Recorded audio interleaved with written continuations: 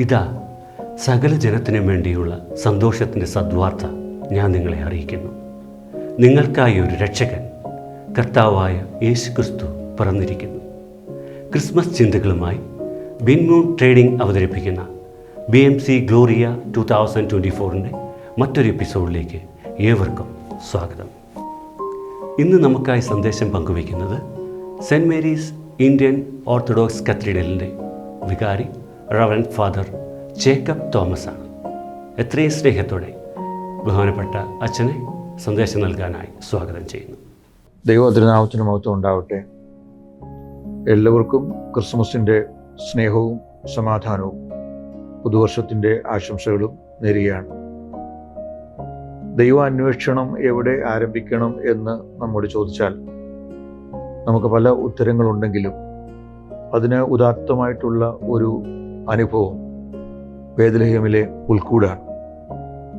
പുൽക്കൂട് നമുക്ക് തരുന്ന സന്ദേശം എന്ന് പറയുന്നത് ജീവിതത്തിൻ്റെ ലാളിത്യത്തിനും എളിമയ്ക്കും എത്രമാത്രം മഹത്വമുണ്ട് എന്നുള്ളൊരു അനുഭവമാണ്. അഗസ്റ്റ്യൂസ് കൈസറിൻ്റെ കാലത്ത് ലോകത്തെ ആദ്യത്തെ പേർവഴി ചാർത്തൽ, അതായത് സെൻസസ് നടക്കുകയാണ്. യഹൂദ ദേശത്ത് പാർക്കുന്ന എല്ലാവരും അവരവരുടെ ഗോത്രപിതാക്കന്മാരുടെ ദേശത്തേക്ക് പോയി പേർവഴി ചാർത്തുക, സെൻസസിൽ പേര് ചേർക്കുക എന്നുള്ള വലിയ സംഭവം നടക്കുകയാണ്. യഹൂദ ഗോത്രത്തിൽ ദാവീദിൻ്റെ വംശത്തിൽപ്പെട്ട ജോസഫ് എന്ന് പറയുന്ന പുണ്യവാനായ മനുഷ്യൻ, അദ്ദേഹം പാർത്തിരുന്ന യഹൂദിയയിലെ നാസറേത്തിൽ നിന്ന് തനിക്ക് വിവാഹം നിശ്ചയിച്ച മറിയം എന്ന ബാലികയോടുകൂടെ അവരുടെ ദാവീദിൻ്റെ ദേശമായ ബേത്ലഹേമിലേക്ക് യാത്രയായി. ബേത്ലഹേമിൽ ചെല്ലുമ്പോൾ മറിയ പൂർണ്ണ ഗർഭിണിയാണ്.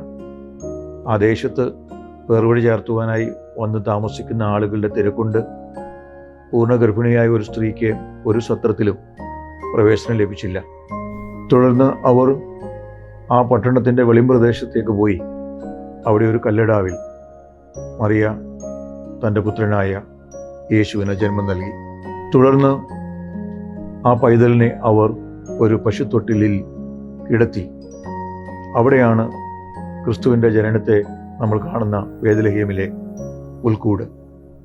ആ പുൽക്കൂടിൽ ആ ജനനത്തിന് സാക്ഷ്യം വഹിച്ചത് ആട്ടിടയന്മാരും നാൽക്കാലികൾ, പശുക്കൾ, നക്ഷത്രങ്ങൾ, അങ്ങനെയുള്ള ഒരു ജൈവ സാന്നിധ്യമായിരുന്നു.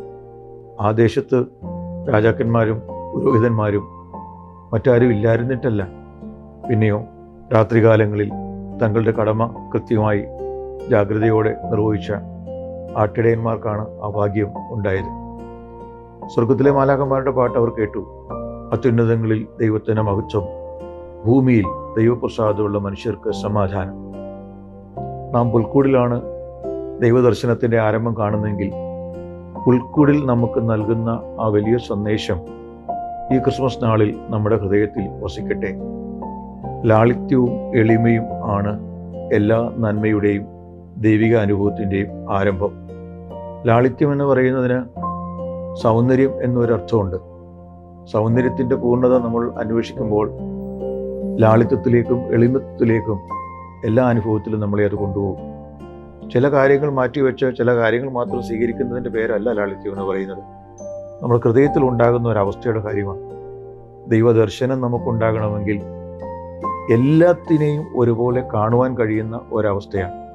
ആ ഒരു അനുഭവത്തിലേക്ക് ഉള്ള വളർച്ചയാണ് ക്രിസ്മസിൻ്റെ ആരംഭം, അല്ലെങ്കിൽ ദൈവദർശനത്തിൻ്റെ ആരംഭം നമുക്ക് നൽകുന്ന വലിയ സന്ദേശം.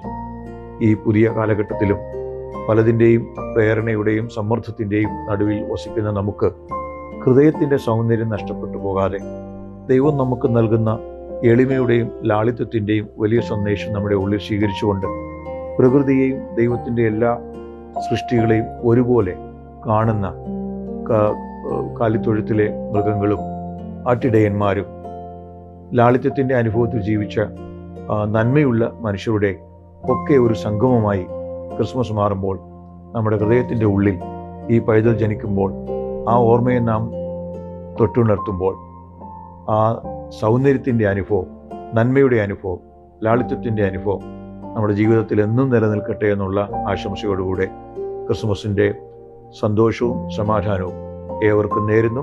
പുതിയ വർഷം 2025 ഏറ്റവും അനുഗ്രഹിക്കപ്പെട്ട വർഷമായി തീരുവാൻ സർവേശ്വരൻ നമ്മളെല്ലാവരെയും അനുഗ്രഹിക്കട്ടെ എന്നുള്ള പ്രാർത്ഥനയോടുകൂടെ വാക്കുകളെ ഉപസംഹരിക്കുന്നു. ദൈവം നമ്മളെല്ലാവരെയും അനുഗ്രഹിക്കട്ടെ. വളരെ മനോഹരമായ ഒരു സന്ദേശം ഞങ്ങൾക്കായി പങ്കുവച്ച റവറൻഡ് ഫാദർ ജേക്കബ് തോമസിന് ബഹറിൻ മീഡിയ സിറ്റിയുടെ ഹൃദയം നിറഞ്ഞ നന്ദി രേഖപ്പെടുത്തുന്നു. മറ്റൊരു അതിഥിയുമായി നാളെ വീണ്ടും കാണാമെന്ന പ്രതീക്ഷയോടെ സൈനിങ് ഓഫ് ഷിനോയ് പുളിക്കൻ.